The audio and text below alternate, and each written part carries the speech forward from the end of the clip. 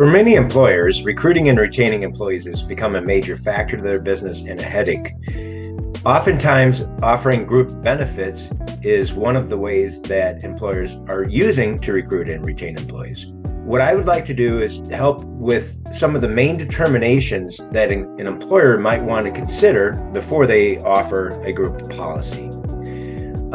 Offering a group health insurance policy is actually very easy to do. From the standpoint of you only need 2 full-time employees who would be eligible. And then depending on the carrier, you need either 1 or 2 of those employees to take coverage. So it's easy to qualify for a group plan. And everything is guaranteed issue today, which means that there are no medical questions or ways that a carrier can deny a group based upon medical conditions. But what are those determinations that an employer might want to consider whether it makes sense to do it or not? One of the major factors is the income of the employees. And the reason I say that is because income of a household determines whether somebody is eligible for federal, what they call a subsidy from the federal government buying individual health insurance through the marketplace, or whether they'd be eligible for Badger Care through the state of Wisconsin.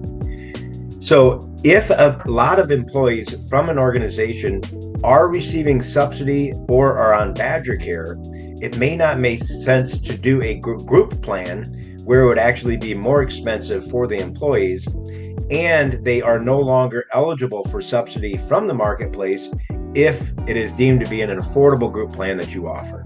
So those are some of the things that we'd have to analyze as far as whether it makes sense based upon income of employees. Secondly is geography of your employees. If all of the employees are located in South Central Wisconsin, it could make a lot of sense to do a group plan because carriers such as Dean, Group Health Cooperative, and Quartz offer HMO types of benefits for the most part, where you have to go see doctors in our area or you'd get no coverage. If employees are spread out all over the state or all over the country, offering an HMO type of plan may not make some sense to do.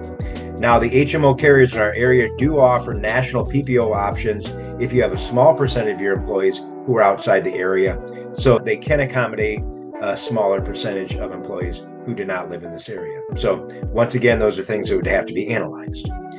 Finally is employer contribution. The carriers require for a group plan that the employer pay 25 to 50% of the coverage for a single participant, not having to pay anything extra for the dependents.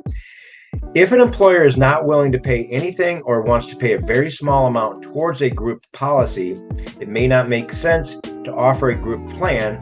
First of all, you're not meeting the carrier requirement, but secondly, there may be a perception of the employees that this is no value to them because they're still paying all or most of the cost of the insurance policy. Obviously, if offering a group plan, there is much more detail and much more things that would have to be considered and talked about before setting something up. But hopefully this gives a small idea of some of the things that an employer might want to consider before setting it up. In my next video, I plan to go into a little bit more detail about what the pros and cons of setting up a group health insurance policy would be. So if you're interested, please tune into that.